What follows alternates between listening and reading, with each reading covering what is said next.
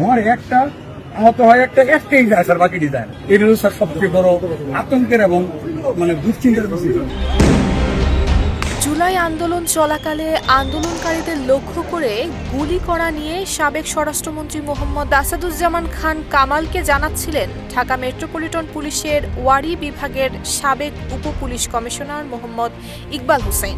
এবার এই কর্মকর্তাকে সরকারি চাকরি থেকে সাময়িক বরখাস্ত করেছে সরকার। আন্দোলনের সময় সামাজিক যোগাযোগ মাধ্যমে ছড়িয়ে পড়া 43 সেকেন্ডের ভিডিও ক্লিপে দেখা গেছে সাবেক স্বরাষ্ট্রমন্ত্রী আসাদুজ্জামানকে ঘিরে দাঁড়িয়ে আছেন কয়েকজন পুলিশ কর্মকর্তা। শিয়া বাটার ও ভিটামিন ই সমৃদ্ধ লিলি হালাল বিউটি সোপ, তারুণ্যময় উজ্জ্বল ত্বকের জন্য।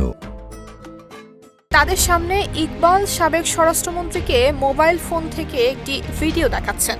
ভিডিও ক্লিপটি সাবেক আইজিপি চৌধুরী আব্দুল্লাহ আল মামুনের কাঁধের পেছন থেকে মোবাইল ফোনে ধারণ করা হয়েছে।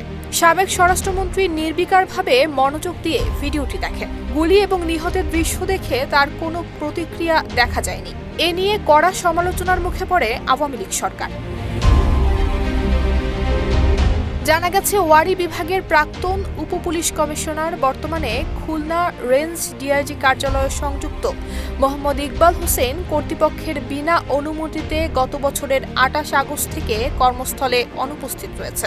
সরকারি কর্মচারী বিধিমালা অনুযায়ী এটি পলায়নের শামিল। বিধি অনুসারে শাস্তিযোগ্য অপরাধে অভিযুক্ত হওয়ায় যেদিন থেকে অনুপস্থিত সেই তারিখ থেকে মোহাম্মদ ইকবাল হোসেনকে সাময়িক বরখাস্ত করা হয়েছে।